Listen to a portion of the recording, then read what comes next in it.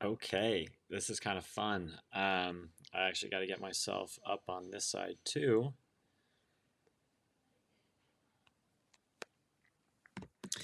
So I'm going to have Instagram on one thing, but hey, welcome everyone for another weekly update on what's going on in real estate and money. And to give you guys kind of a more run of show, and I'm streaming live right now on Instagram. Although if you're on Instagram, switch over to YouTube, Twitter, Facebook, or LinkedIn. All of those will have better graphics and better story to tell. But hey, if you're hanging out in your mobile, whatever, stay over there on Instagram. But hey, let's get into it because as you can see with the time, I've already spent 44 seconds talking about nothing. So what are we going to cover today? That's the first thing popping up right now, and it's going to be kind of blocking my head. So I need to shift over here. Thank you, features. And I'm actually just going to shrink it down so I can actually talk more. So there's 5 stories I actually want to cover this week. The first one is REITs getting a downgrade. The second one is DOJ comes in for the landlords or coming after landlords and RealPage, who is a software platform. A big question mark on are rates going to actually be cut or not in the near future, and how that could be welcome relief for a lot of investors. The next thing is the 5 key trends. We're in December now, so we're looking into 2024, and the question is, what are the 5 trends that we should be expecting here moving forward in the real estate market? And then the big question is, what the hell is inflation? So that's what we're going to tackle before we start getting into other things, like the social media posts and our favorite blog that I'm sure every single person reads religiously on a weekly basis. But first, let's do a quick pop quiz. And for all of you well-versed, sophisticated investors and people just really smart with your money, this should be a no-brainer for you. And as you know, every single Tuesday, I post a poll question on LinkedIn, allow people to vote. I've had some prior poll questions. You're welcome to go in there and try and answer them as well. But this one is just, simple math here. If you have $100,000 in the stock market and you get returns of negative 15% on the first year and 25% in the second year, then how much money have you earned? There's only 3 options I put available. One is just a little over 106,000. The other one is 125,000, and the third one is 110,000. You can answer that by either putting it in the chat, or quite honestly, you can just go on LinkedIn and vote there. But hopefully you already know that answer. And the big story behind that one is, don't listen to people that talk about their average annualized return. Look at their equity multiples or internal rate of return, because that actually speaks the truth. Versus, these average rates of returns can be very, very deceiving. So that's our poll question. Like I said, check it out every single Tuesday. Thanks, Mel, for the money sign. Now, let's get into our first of 5 news stories. First is, could REITs are getting a downgrade. It's not our REITs getting a downgrade. REITs are getting a downgrade. And I'll just keep this little graphic up here on the left-hand side. Again, if you're watching on Instagram, I suggest getting over to the other profiles that I have so you can actually see the visuals that I'm bringing with you as I talk about this.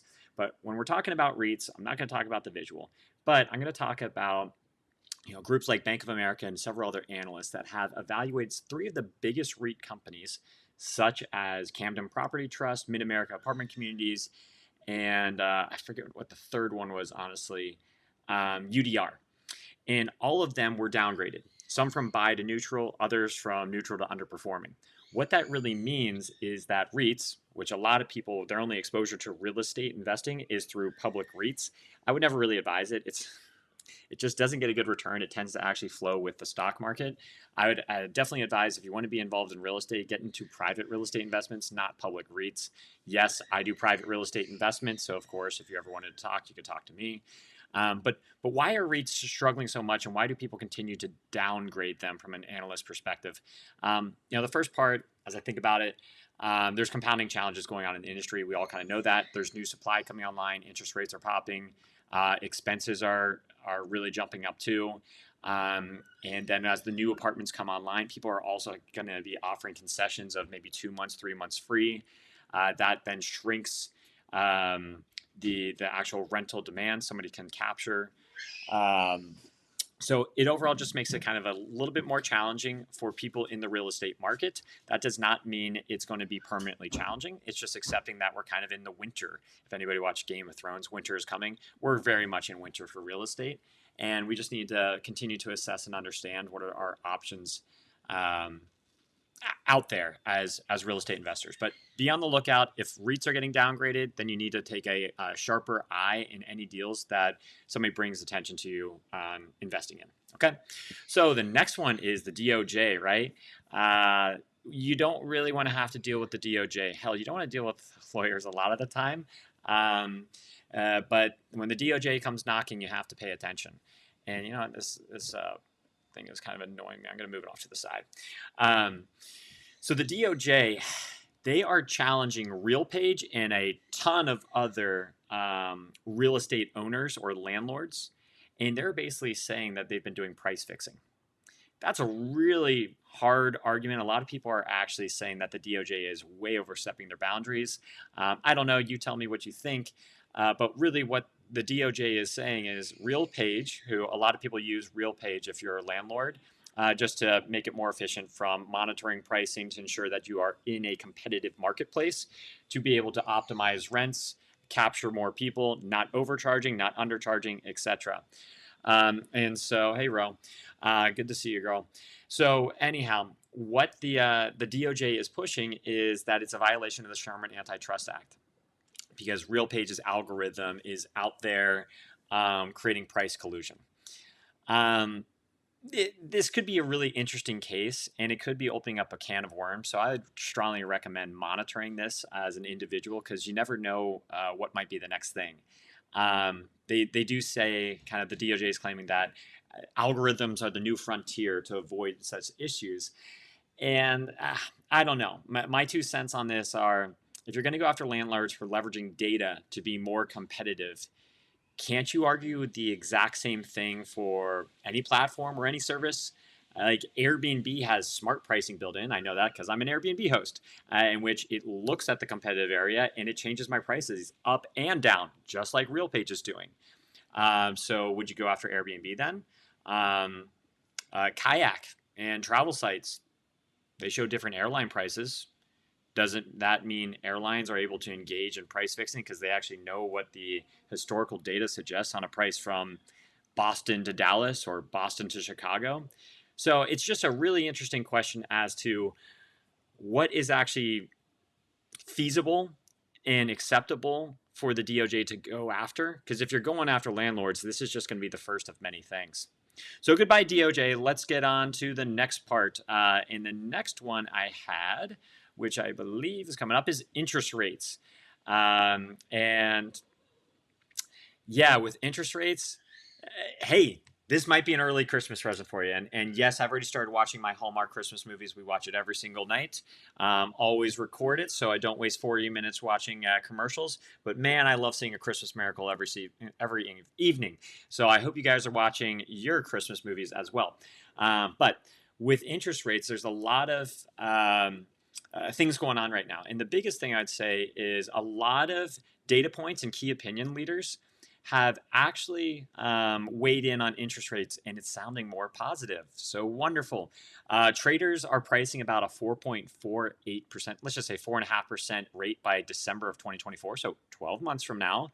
Wall Street anticipates rate cuts to start occurring in a few months.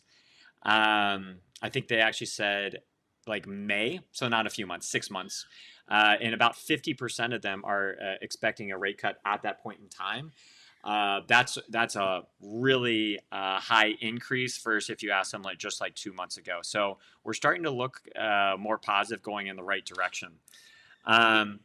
So, and then if you want to get really aggressive and overly optimistic, and hey, I'm a glass full type of guy, but I wouldn't advise this. Bill Ackman is thinking rate cuts are starting to occur in Q1 of 2024. I don't believe that. Again, I'd rather be more conservative. But as 2024 approaches, just keep that in mind. There could be some positive news for us as with interest rates coming down, then cap rates compress, and thus your value overall increases. Interest rates also coming down if you're on a bridge loan and you have, or a variable rate loan and you've got an interest rate cap, that will also remove some of the interest rate cap barriers.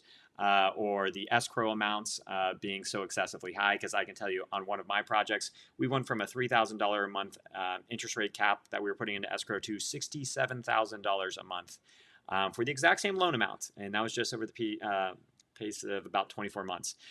So that will be a welcome relief for a number of investors in massive real estate deals. So let's move into the key trends that are coming along. And of course, I got to get my visual up. So again, don't be watching on Instagram. It doesn't have any visuals. You're just going to get my stupid self talking with Waffles' cage behind me in our room. Because again, crew has taken over my office and my wife wants me to move to the suburbs. So here we go. So is again a lot more information than you want. But let's talk about the trends. And I'm only going to hit on 5 key trends that I really see emerging in 2024. And they may not be emerging. There are also existing trends, but these are the things that I think are going to be the most common things. And let's start with the first one being market stabilization. With market stabilization, that's just going to be local market conditions and pandemic era related policies kind of fading away. More supply is going to be coming online. So I see that. As I've mentioned on supply and demand, the new rental units balanced with potentially lower rental rates. It's addressing the issue of housing undersupply. So in some cities, and I posted about this a few weeks ago as well, some cities are actually going to see a shrinkage in real estate rental rates just because there's so much new supply coming online. I think of some like major cities like at DFW, Atlanta, etc. Mortgage rates, high mortgage rates. Now, as we just said, interest rates might be coming down in the next 12 months. But with high mortgage rates, there's still a massive gap between the cost to rent and a cost to buy for a like-for-like asset. And as a result of that, more people are seeking rental housing. We're still going to have economic uncertainties. I mean, we are in a recession, whether you want to call it that or not, we are in a recession. And as a result of that, there's a lot of geopolitical issues too. And hell, there's this thing called the presidential election coming up. So all of these things create uncertainty, and uncertainty creates more conservative buyer behavior. So you'd probably expect more rental versus buying. And then the fifth part is just operational costs. I mentioned on like the interest rate caps, that's kind of an operational cost, but let's just talk like insurance costs, labor costs. I guess those are the big things. But overall, all operational costs are going up. And as a result of that, landlords are trying to find ways to maximize more money coming in. So that's the fifth emerging trend. So again, it was market stabilization, it was supply and demand, it was mortgage rates, it was economic uncertainties, and it was operational costs. So that's not all doom and gloom. Things are kind of moving in the right direction. You just have to be wary and smart about where you're moving. Okay, so now let's go on to inflation. Such a fun conversation. And I always kind of liken it, although, I no longer have any grandparents, love them all, but, they're in heaven now. But it was always kind of fun having those conversations. And it came to mind, when you get in the holidays, you get to see grandma at Thanksgiving and Christmas, and she'll talk, I'm sure, about the price of gas. It's just not the way it was when I was a kid or when I was your age, or ice cream cones are so expensive these days, or, even the fun thing of the dollar store is now $1.25 instead of $1. Like, inflation is a real thing. And inflation has been on everybody's radar because, of course, the interest rates have popped as a result of inflation being so high. Now, luckily, inflation is kind of coming back down. It's, I think, in like 3.2, 3.5%. The target is about 2%, but that is a drastic improvement than where we were several months ago. Now, for those people that don't really understand inflation or how to calculate inflation and what grandma was really paying for the price of gas or an ice cream cone several years ago versus what it is today, I actually included in my post this week or in like our email that I have on a weekly basis too. So it's easy for you to track it down if you just go into my LinkedIn post or just get onto my email. That's one of the two. But there's an inflation calculator you can play with that helps you actually understand the difference in inflation now versus in the past. And it's just kind of a fun little tool to play with. But we actually have to understand that inflation is not necessarily a bad thing. A low and steady level of inflation is actually positive for the economy. It's like a sign of growth and healthy demand. So although it has been an absolute pain in the ass for us, it is actually getting better. Okay, So that's our top 5 stories. Again, the top 5, if I remember from the top of my head, was REITs are getting downgraded. So don't be in public real estate investments, be in private real estate investments if you want to be investing in real estate right now. The DOJ is coming after landlords and RealPage. I think that's kind of an overstepping. Our rate cuts coming. 5 key trends in rental housing, and then inflation, what grandma was always talking about. But now let's get into my 3 favorite posts of the week. And I'm going to pop those up on the screen again so you'll be able to see it. First one is coming from this guy, Ed Mylett. I love listening to him. He's got a deep voice. My wife can't stand it. But I love listening to him. I loved his book, The Power of One More. Strongly advise it if people are trying to buy gifts for Christmas and you have somebody that's a big reader.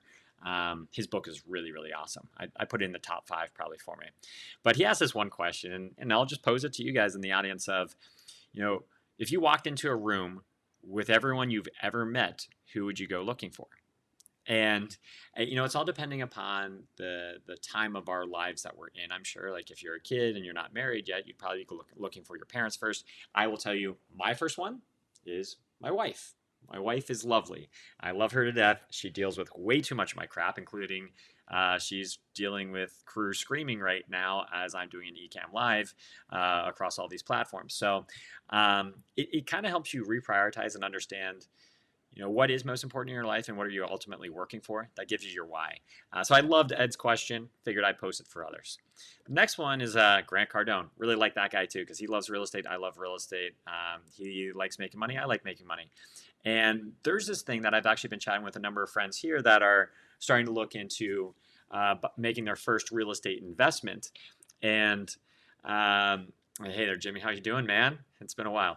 But anyhow, what Cardone was talking about is now there's the Fannie Mae benefits that have actually just unveiled. I think it was like November 18th. So very recent. And what it's allowing is if you are an owner-occupier of a multifamily, what that will allow for you to do is actually not require the traditional 20% down to buy a house. It's actually only 5%.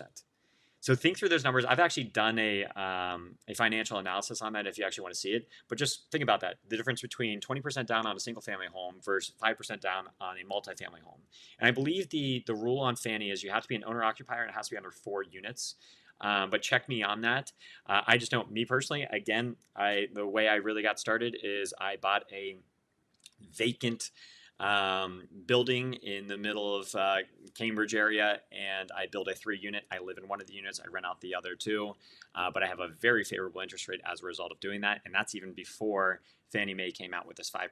So if I ever refi, man, I'm going to refi on a 5%. So that's one thing to think about if you're trying to get involved in real estate and try and find ways to make your house an actual asset versus a liability.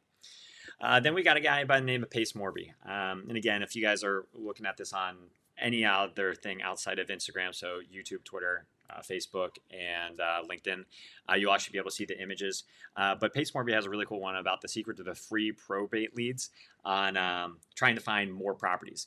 Because right now, a lot of people, they only find the ability to buy a house or investment property if it shows up on MLS, on Zillow, etc. And I do that as well. Of course, as a real estate agent, I have access to that.